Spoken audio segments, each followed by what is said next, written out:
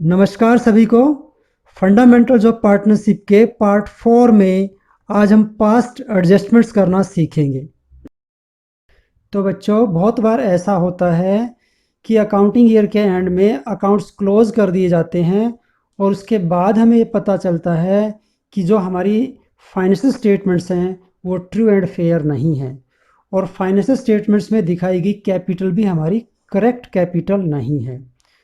तो हमें उसको करेक्ट करना पड़ेगा। तो कैपिटल को करेक्ट करने के लिए हमें कुछ एडजस्टमेंट्स करनी पड़ेगी। तो अब क्वेश्चन ये उठता है कि ये एडजस्टमेंट्स क्यों रह गई, क्यों नहीं हो पाई पहले। तो उसके दो कारण हैं। एक तो ऐसा हो सकता है कि ट्रांजैक्शंस को रिकॉर्ड करते समय हमसे कोई एरर हो गई हो, तो जिसकी वजह से पार्टनर्स में जो प्रॉफिट डिस्ट्रीब्यूट किया गया वो सही प्रॉफिट डिस्ट्रीब्यूट नहीं किया गया। और दूसरा कारण ये हो सकता है कि हम कुछ ट्रांजैक्शंस को रिकॉर्ड करना ही भूल गए हों। तो उन ट्रांजैक्शंस को रिकॉर्ड करना भूलने की वजह से जो पार्टनर्स में प्रॉफिट डिस्ट्रीब्यूट किया गया वो सही प्रॉफिट डिस्ट्रीब्यूट नहीं किया गया। तो अब इन दोनों कारणों की वजह से पार्टनर्स की कैपिटल पर अल्टीमेटली इम्पैक्ट ये पड़ेगा कि किसी पार्टनर की कैपिटल तो बढ़ जाएगी और किसी पार्टनर की कैपिटल कम हो जाएगी।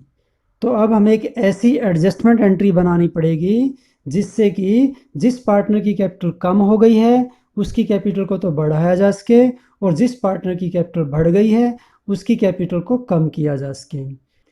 तो अब हम ये जानना चाहेंगे कि वो कौन कौन सी एडजस्टमेंट हैं जो प्रॉफिट का एप्रोप्रिएशन करने से पहले रह जाती हैं। तो आइए पहले हम उनके बारे में जान लेते हैं, फिर हम एडजस्टमेंट करना सीखेंगे। तो इन एरर्स और ओमिशंस की वजह से जो एडजस्टमेंट्स रह जाती हैं उनमें से पहली एडजस्टमेंट है इंटरेस्ट ऑन कैपिटल और ड्राइंग्स में हैव बीन ओमिटेड। तो ऐसा हो सकता है कि हम कैपिटल पर इंटरेस्ट पे करना भूल गए हों या फिर हम ड्राइंग पर इंटरेस्ट चार्ज करना भूल गए हों। तो अब हमें कैपिटल पर इंटरेस्ट पे करना पड़ेगा और ड्राइंग पर इंटरेस्ट हमें चार्ज करना पड़ेगा। सेकंड हमारी एडजस्टमेंट ये हो सकती है कि इंटरेस्ट ऑन कैपिटल में have been paid though there is no provision in partnership deed to pay the interest. तो ऐसा हो सकता है कि हमने कैपिटल पर इंटरेस्ट पे कर दिया लेकिन पार्टनरशिप डीड में कोई प्रोविज़न नहीं था इंटरेस्ट ऑन कैपिटल पे करने के लिए। तो अब ये इंटरेस्ट गलत पे किया गया, तो ये हमसे एक एरर हो गई। नेक्स्ट हमारी एडजस्टमेंट है इंटरेस्ट ऑन ड्राइंग्स में have been charge though there is no provision in partnership deed to charge interest on drawings. अब ऐसा हो सकता है कि पार्टनर्स के ड्राइंग पर इंटरेस्ट चार्ज कर लिया जाए लेकिन पार्टनरशिप डीड में इंटरेस्ट चार्ज करने के रिगार्डिंग कोई प्रोविज़न नहीं था, तो हमने इंटरेस्ट गलत चार्ज कर लिया। ये इंटरेस्ट पार्टनर्स से नहीं चार्ज किया जाना चाहिए था। तो इस एरर को भी हमें रेक्टिफाई करना पड़ेगा एडजस्टमेंट एंट्री बनाकर। नेक्स्ट हमारी एडजस्टमेंट है सैलरी और commission payable to a partner has been omitted. तो बहुत बार ऐसा होता है कि किसी पार्टनर को सैलरी या कमीशन पे करना था लेकिन हम उसको सैलरी या कमीशन पे करना भूल गए। तो अब इसके लिए भी हमें एडजस्टमेंट एंट्री करनी पड़ेगी ताकि इस एरर को रिमूव किया जा सके। प्रॉफिट्स एंड लॉसेस में have been distributed among the partners in wrong proportion. तो बहुत बार ऐसा होता है कि पार्टनर्स में हमने जो प्रॉफिट या लॉस डिस्ट्रीब्यूट किया है वो हमने गलत रेशो में डिस्ट्रीब्यूट कर दिया। तो हमारे पार्टनरशिप डीड में कोई डिफरेंट रेशो था जिसमें हमें प्रॉफिट को एप्रोप्रिएट करना था या लॉस को डिस्ट्रीब्यूट करना था, लेकिन हमने किसी और ही रेशो में अगर डिस्ट्रीब्यूट कर दिया है तो इन सभी प्रकार की एरर्स का अल्टीमेट इम्पैक्ट पार्टनर्स की कैपिटल पर आएगा। तो इसलिए हमें एडजस्टमेंट एंट्री भी पार्टनर्स की कैपिटल को लेकर ही बनानी पड़ेगी। तो इन पास्ट एडजस्टमेंट्स को समझने के लिए और एडजस्टमेंट एंट्री कैसे बनाई जाती है इसके लिए हम कुछ न्यूमेरिकल प्रॉब्लम्स ले रहे हैं जिससे कि आप इस कॉन्सेप्ट को अच्छे से समझ सकें। तो ये हमारे पास एक न्यूमेरिकल है। A B and C are partners in a firm, they have omitted interest on capital at the rate of 10% per annum for 3 years ended 31st March 2009। तो ए बी सी किसी फर्म में 3 partners हैं। ये 10% की rate से interest पे करना भूले हुए हैं और ये बात इनको 31 मार्च 2009 को पता चली। तो अब 31 मार्च 2009 को इनको पास्ट 3 इयर्स के इंटरेस्ट के लिए एक एडजस्टमेंट एंट्री बनानी पड़ेगी, जिससे कि जो पास्ट में जो एरर रह गई है उसको अब रिमूव किया जा सके, उसके इम्पैक्ट को हटाया जा सके। तो हमें इनको पिछले 3 साल का इंटरेस्ट पे करना पड़ेगा। तो बच्चों आपको एक बात ध्यान रखनी है कि at the end of the year firm के पास जो भी प्रॉफिट या लॉस होता है उसको पार्टनर्स में डिस्ट्रीब्यूट करके ख़त्म कर दिया जाता है। अब फर्म के पास कुछ भी नहीं है। अब अगर हमें एडिशनल इंटरेस्ट पे करना पड़ा ये 10% की रेट से पास्ट 3 इयर्स का, तो उतने रुपए से फर्म लॉस में चली जाएगी और वो लॉस भी इन्हीं पार्टनर्स में बटेगा, इनके प्रॉफिट शेयरिंग रेशो में। तो आइए देखते हैं इसके लिए कैसे कैलकुलेशन की जाती है और कैसे एडजस्टमेंट एंट्री बनाई जाती है। तो हम पहले इंटरेस्ट कैलकुलेट कर रहे हैं। तो ये एक ही कैपिटल लगी हुई है 1 लाख, इस पर 10% की रेट से इंटरेस्ट पे करना है, 3 इयर्स का इंटरेस्ट पे करना है, तो टोटल इंटरेस्ट हमें पे करना पड़ेगा 30,000। बी की कैपिटल पर हम इंटरेस्ट निकालेंगे तो 80,000 पर 10% की रेट से 3 इयर्स का इंटरेस्ट हमारा बनता है 24,000। सी की कैपिटल पर इंटरेस्ट बनेगा 70,000 पर 10% की रेट से 3 इयर्स का 21,000। तो इस तरह से हमें इन तीनों पार्टनर्स को इंटरेस्ट पे करना है। तो आइए हम एक एडजस्टमेंट टेबल बनाते हैं, उससे हमें ये एंट्री भी आसानी से समझ में आ जाएगी। तो अगर हम इंटरेस्ट पे करेंगे पार्टनर्स को 10% की रेट से 3 इयर्स का, तो हमें ए को 30,000, बी को 24,000 और सी को 21,000 इंटरेस्ट पे करना पड़ेगा। और इस तरह से फर्म को टोटल जो इंटरेस्ट पे करना पड़ेगा वो 75,000 पे करना पड़ेगा। ठीक है, तो इंटरेस्ट ऑन कैपिटल के सामने हमने क्रेडिट लिखा है। अब ये आपको एंट्री बनाने में हेल्पफुल रहेगा। तो देखिए आपके लिए जानना ज़रूरी है कि हमने इसके सामने क्रेडिट क्यों लिखा। तो बहुत सारे लॉजिक दिए जा सकते हैं। तो आप इसको ऐसे भी समझ सकते हैं कि इंटरेस्ट ऑन कैपिटल पार्टनर्स की कैपिटल की क्रेडिट में आता है।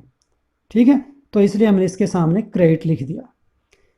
और आप इसको ऐसे भी समझ सकते हैं कि जब पार्टनर्स को इंटरेस्ट ऑन कैपिटल मिलेगा तो उनकी कैपिटल बढ़ेगी, कैपिटल को बढ़ाने के लिए क्रेडिट किया जाता है, इसलिए हम इसको क्रेडिट करेंगे।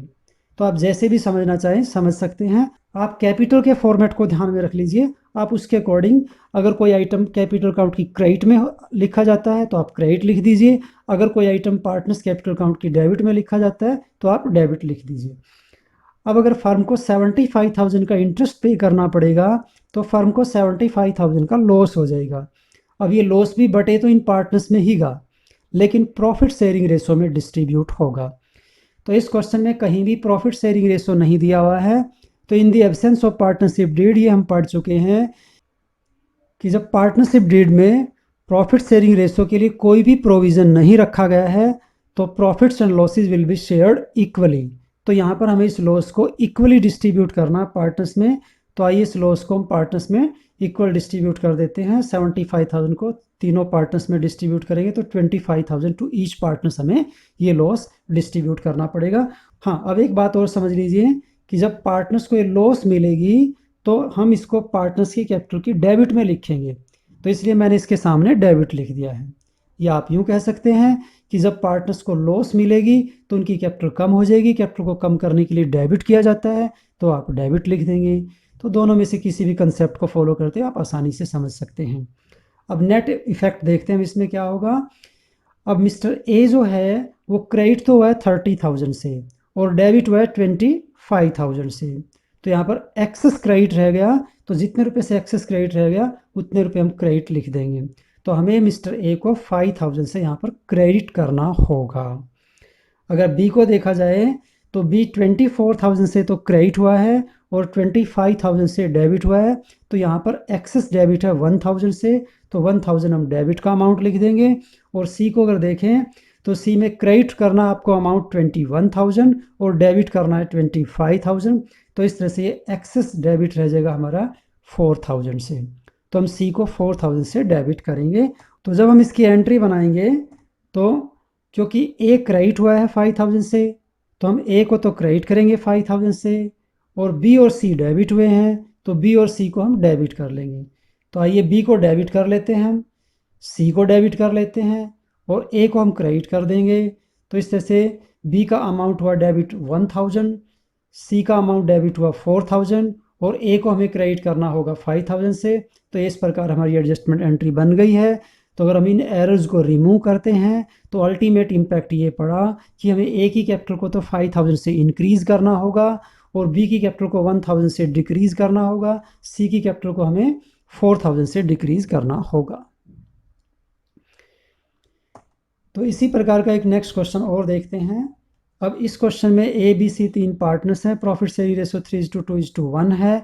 तो यहाँ ये इंटरेस्ट ऑन ड्राइंग चार्ज करना भूल गए हैं, तो हमें इनसे इंटरेस्ट ऑन ड्राइंग चार्ज करना है। तो फर्म जब इनसे इंटरेस्ट वसूल करेगी तो फर्म को प्रॉफिट होगा और वो प्रॉफिट भी इन्हीं पार्टनर्स में बटेगा इनके प्रॉफिट शेयरिंग रेशो में। तो आइए इसके लिए एडजस्टमेंट टेबल बनाते हैं। तो ये हमारी एडजस्टमेंट टेबल है। तो इंटरेस्ट ऑन ड्राइंग हम इनसे चार्ज कर रहे हैं, तो हम ए से इंटरेस्ट वसूल करेंगे 2550, बी से वसूल करेंगे 1850 और सी से 1000 और टोटल इंटरेस्ट जो फर्म इनसे वसूल करेगी वो 5400 इनसे इंटरेस्ट चार्ज करेगी। ठीक है। तो जब हम पार्टनर से इंटरेस्ट चार्ज करेंगे तो उनकी कैपिटल कम हो जाएगी, कम करने के लिए हम डेबिट लिख देंगे। या आप इसको ऐसे भी समझ सकते हैं कि इंटरेस्ट ऑन ड्राइंग को हम पार्टनर्स की कैपिटल की डेबिट में लिखते हैं, इसलिए हमने डेबिट लिख दिया यहाँ पर। अब जब फर्म इनसे इंटरेस्ट चार्ज करेगी 5400 तो फर्म को प्रॉफिट हो जाएगा और ये प्रॉफिट इन्हीं पार्टनर्स में डिस्ट्रीब्यूट होगा इनके प्रॉफिट शेयरिंग रेशो। जो प्रॉफिट शेयरिंग रेशो है 3:2:1, तो हम 3:2:1 में इन तीनों पार्टनर्स में डिस्ट्रीब्यूट कर देंगे। तो इस तरह से ए को मिलेगा 2700, बी को 1800 और सी को 9000 और टोटल प्रॉफिट डिस्ट्रीब्यूट हो जाएगा 5400। तो अब यहाँ हमने सामने क्रेडिट लिखा है। क्यों लिखा क्रेडिट? क्योंकि जब पार्टनर्स को प्रॉफिट मिलेगा तो प्रॉफिट पार्टनर्स की कैपिटल की क्रेडिट में लिखा जाएगा, तो इसलिए हमने यहाँ पर क्रेडिट लिख लिया। या आप ये कह सकते हैं कि प्रॉफिट मिलने से पार्टनर्स की कैपिटल बढ़ेगी, कैपिटल को बढ़ाने के लिए क्रेडिट किया जाता है, तो इसलिए हमने क्रेडिट लिख दिया। अब हम दोनों का नेट इफेक्ट देखेंगे। तो नेट इफेक्ट देखें तो ए डेबिट तो हुआ यहाँ पर 2550 से और क्रेडिट हुआ है 2700 से, तो यहाँ पर एक्सेस क्रेडिट हुआ है। तो जितने रुपए से एक्सेस क्रेडिट हुआ है उतने रुपए से हम इसको क्रेडिट कर लेंगे। इसी तरह से बी एक्सेस डेबिट हुआ है 50 रुपीज़ से, तो बी को हम डेबिट करेंगे। ठीक है। और सी भी एक्सेस डेबिट हुआ है 100 से, तो हम सी को 100 से डेबिट कर लेंगे। और इस तरह से जो हमारी एंट्री बनेगी वो ये बनेगी कि बी और सी तो हमारे डेबिट होंगे, तो हम बी को डेबिट करेंगे, सी को डेबिट करेंगे और ए की कैपिटल को हम क्रेडिट कर लेंगे और फिर इनका अमाउंट लिख देंगे। बी डेबिट करना हमें 50 रुपीज़ से, सी डेबिट करना हमें 100 रुपीज़ से और हमें ए जो क्रेडिट करना वो 150 रुपीज़ से है। तो आइए अब एक नेक्स्ट क्वेश्चन देखते हैं। पहले वाले क्वेश्चन से थोड़ा कॉम्प्लिकेटेड है। The net profits of a firm for the year ended 31st March 2017 was rupees 30,000, which has been duly distributed among its three partners A, B and C in their agreed proportion of 3:1:1 respectively. तो देखिए यहाँ इसने ये कहा है कि firm को 30,000 का प्रॉफिट हुआ और फर्म ने इस 30,000 के प्रॉफिट को ए बी सी में उनके प्रॉफिट शेयरिंग रेशो में डिस्ट्रीब्यूट कर दिया है और प्रॉफिट शेयरिंग रेशो है 3:1:1। तो यहाँ जो प्रॉफिट डिस्ट्रीब्यूट किया गया है वो सही रेशो में डिस्ट्रीब्यूट किया गया है, इसलिए हमें इस प्रॉफिट को टच भी नहीं करना है। तो आप ये बात हमेशा ध्यान रखना, जब तक प्रॉफिट गलत रेशो में डिस्ट्रीब्यूट नहीं होगा ना तब तक हमें प्रॉफिट का क्वेश्चन में इस्तेमाल नहीं करना है। तो यहाँ क्योंकि प्रॉफिट सही रेशो में डिस्ट्रीब्यूट हुआ है इसलिए हम प्रॉफिट को बिल्कुल भी टच भी नहीं करेंगे, अपनी वर्किंग करते समय इसका कहीं भी यूज नहीं करेंगे। ठीक है। तो जो एडजस्टमेंट रह गई है हम उन एडजस्टमेंट्स को करेंगे बस। तो यहाँ इसने पहली एडजस्टमेंट हमें दी है interest on capital eight 10% per annum. तो आइए टेबल बना लेते हैं एक एडजस्टमेंट टेबल और हम इंटरेस्ट पे करेंगे क्योंकि यहाँ पर इंटरेस्ट ऑन कैपिटल 10% की रेट से पे करना रह गया है, तो हम पार्टनर्स को इंटरेस्ट ऑन कैपिटल पे करेंगे 10% की रेट से। कैपिटल आपको लास्ट लाइन में दी हुई है। ए की कैपिटल है 25,000, तो इसका 10% हुआ 2,500। बी की कैपिटल 20,000, 10% हुआ 2,000 और सी की कैपिटल है 15,000, 10% हुआ 1,500। इस तरह से फर्म को टोटल इंटरेस्ट पे करना पड़ेगा 6,000। और क्योंकि ये इंटरेस्ट पार्टनर्स को मिलेगा तो उनकी कैपिटल बढ़ेगी, कैपिटल को बढ़ाने के लिए क्रेडिट लिख देंगे। या आप ये कह सकते हैं कि interest on capital partners capital account की क्रेडिट में लिखा जाता है, इसलिए हमने क्रेडिट लिख दिया। नेक्स्ट जो एडजस्टमेंट इसने दी है इंटरेस्ट ऑन ड्राइंग्स की दी है। यहाँ इंटरेस्ट ऑन ड्राइंग हमें पार्टनर से चार्ज करना है, तो एक बार हम इस एडजस्टमेंट को छोड़ रहे हैं। पहले पार्टनर्स को हमें जो पे करना हम वो आइटम ले लेते हैं और बाद में इंटरेस्ट ऑन ड्राइंग को उसी में से लेस कर लेंगे, तो उसकी अलग से वर्किंग हमें नहीं करनी पड़ेगी।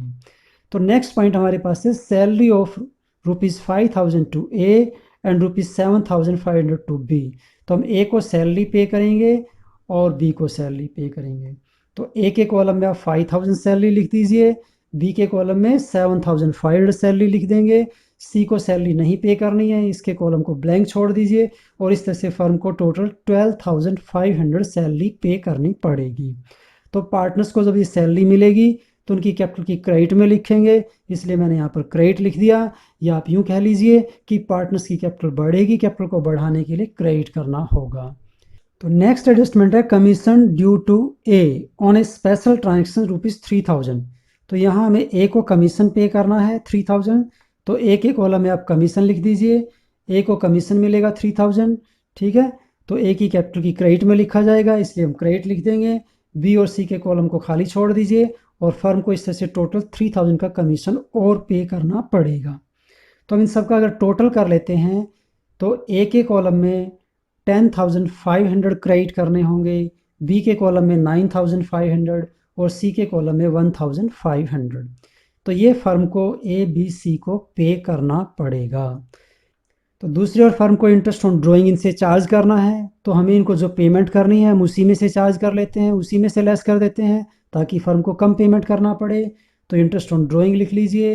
तो इंटरेस्ट ऑन ड्राइंग जो हमारा है वो ए के कॉलम में 350 लिखा जाएगा, बी के कॉलम में 250, सी के कॉलम में 150 और इस तरह से फर्म 750 इनसे चार्ज कर लेगी, इनके अमाउंट में से 21,500 में से। तो इस तरह से फर्म को अल्टीमेटली जो पे करना पड़ेगा वो 20,750 पे करना पड़ेगा। तो 20,750 की लॉस हमें ए बी सी में डिस्ट्रीब्यूट करनी पड़ेगी उनके प्रॉफिट शेयरिंग रेशो में। तो हम लिखेंगे division of firms loss ₹20,750 in their profit sharing ratio that is 3:1:1। अब हम इसको डिस्ट्रीब्यूट करेंगे लॉस को पार्टनर्स में, तो पार्टनर्स की कैपिटल कम होगी, कम करने के लिए डेबिट करना होगा हमें, तो इसलिए मैंने डेबिट लिख दिया है। अब ए का लॉस में शेयर आएगा 12,450, बी का शेयर आएगा 4,150 और सी का शेयर भी 4,150 और इस तरह से फर्म की पूरी लॉस डिस्ट्रीब्यूट हो जाएगी 20,750। तो अब अगर हम नेट इफेक्ट देखें तो नेट इफेक्ट ये आएगा कि हमारा यहाँ पर ए डेबिट तो हुआ है 12,450 से और क्रेडिट हुआ है 10,150 से, तो एक्सेस डेबिट हुआ है, तो हमें ए को डेबिट करना होगा 2,300 से। इसी तरह से बी हमारा एक्सेस क्रेडिट हुआ है, तो इसलिए हम बी को क्रेडिट करेंगे 5,100 से और सी हमारा एक्सेस डेबिट हुआ है, तो सी को हम डेबिट करेंगे 2,800 से, ठीक है।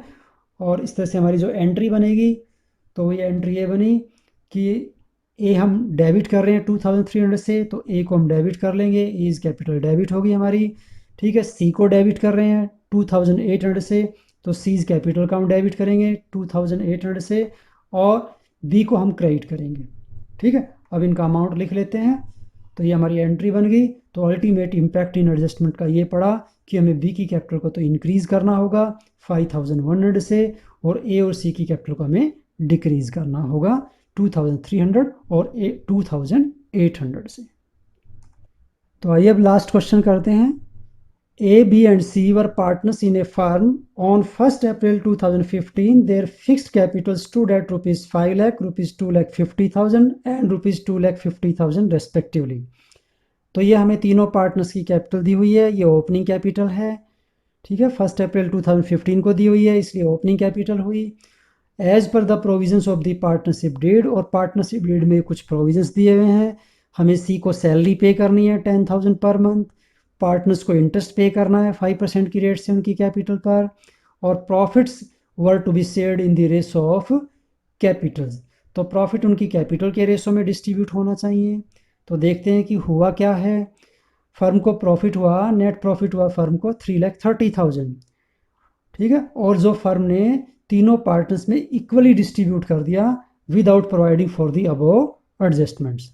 तो इन अबोव एडजस्टमेंट्स को किए बिना ही इन्होंने 3,30,000 के प्रॉफिट को इक्वली डिस्ट्रीब्यूट कर दिया। तो यहाँ बच्चों थोड़ा ध्यान से देखिएगा कि यहाँ प्रॉफिट जो डिस्ट्रीब्यूट हुआ है वो इक्वली डिस्ट्रीब्यूट हुआ है, ठीक है। और जबकि प्रॉफिट डिस्ट्रीब्यूट कैसे होना चाहिए था, उनकी कैपिटल के रेशो में डिस्ट्रीब्यूट होना चाहिए था। तो अब इस क्वेश्चन में क्योंकि प्रॉफिट भी गलत रेशो में ही डिस्ट्रीब्यूट हुआ है, तो इसलिए हमें प्रॉफिट का इस्तेमाल भी इस क्वेश्चन में करना पड़ेगा। यहाँ हमें क्वेश्चन पूरा नए सिरे से करना पड़ेगा। हम इस प्रॉफिट को 3,30,000 को पार्टनरशिप डीड के प्रोविजंस के अकॉर्डिंग डिस्ट्रीब्यूट करेंगे, ठीक है। और जो प्रॉफिट रोंगली डिस्ट्रीब्यूट हो चुका है उसको हम कैंसिल करेंगे, और जो भी अल्टीमेट इम्पैक्ट आएगा उससे हम अपनी एडजस्टमेंट एंट्री बनाएंगे। तो आइए इसको एडजस्टमेंट टेबल से समझते हैं। तो सबसे पहले हम सैलरी पे करेंगे। तो हम सी को सैलरी पे कर रहे हैं 10,000 पर मंथ, तो एनुअली हुई 1,20,000। तो 1,20,000 हमने सैलरी पे कर दी। तो ये हमें सी की कैपिटल की क्रेडिट में लिखनी होगी, इसलिए हमने इसको क्रेडिट लिख दिया है। अब हम पार्टनर्स को उनकी कैपिटल पर इंटरेस्ट पे करेंगे। तो 5% की रेट से आप इंटरेस्ट कंप्यूट कर लीजिए। कैपिटल आपको ऊपर दी हुई है, ए की कैपिटल 5 लाख लगी हुई है, 5 लाख का 5% निकालेंगे 25,000, ठीक है। बी की कैपिटल 2,50,000 है, तो उसका 5% निकालेंगे 12,500। और इसी तरह से सी की कैपिटल पर भी इंटरेस्ट आपका इतना ही बनेगा 12,500, और फर्म को टोटल जो इंटरेस्ट पे करना पड़ेगा वो 50,000 का इंटरेस्ट पे करना पड़ेगा, ठीक है। तो इस तरह से फर्म को जो टोटल अमाउंट पे करना पड़ेगा वो 1,70,000 तो सैलरी और इंटरेस्ट के रूप में पे करना पड़ेगा। और बाकी जो बचा हुआ प्रॉफिट है वो हुआ फर्म का डिविजिबल प्रॉफिट, जो उनके प्रॉफिट शेयरिंग रेशो में डिस्ट्रीब्यूट होना चाहिए। और प्रॉफिट शेयरिंग रेशो हम निकालेंगे उनकी कैपिटल को लेकर, ठीक है। तो डिविजिबल प्रॉफिट हमारा कितना हुआ 1,60,000।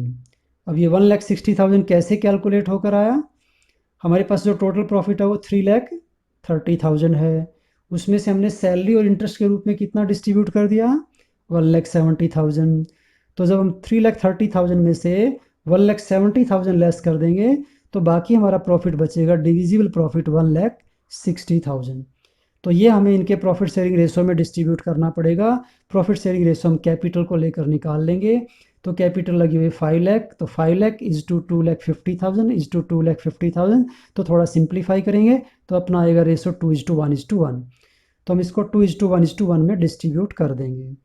तो 2:1:1 में डिस्ट्रीब्यूट करने पर ए को मिलेगा 80,000, बी को 40,000, सी को 40,000, और टोटल 1,60,000 का ये हमारा प्रॉफिट डिस्ट्रीब्यूट हो जाएगा।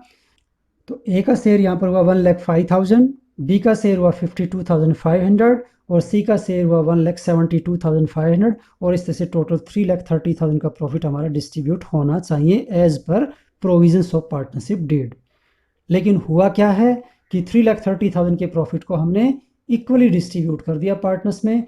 तो आप इसको इक्वली डिस्ट्रीब्यूट करते हुए इनसे वापस ले लीजिए, और ये वाला प्रॉफिट जो डिस्ट्रीब्यूट किया आपने ये इनको दे दीजिए, ठीक है। तो हम इस प्रॉफिट को कैंसिल करेंगे। 3,30,000 का जो इक्वल डिस्ट्रीब्यूट हुआ था तो उनसे वापस लेंगे तो उनकी कैपिटल कम हो जाएगी, कम करने के लिए डेबिट कर देंगे।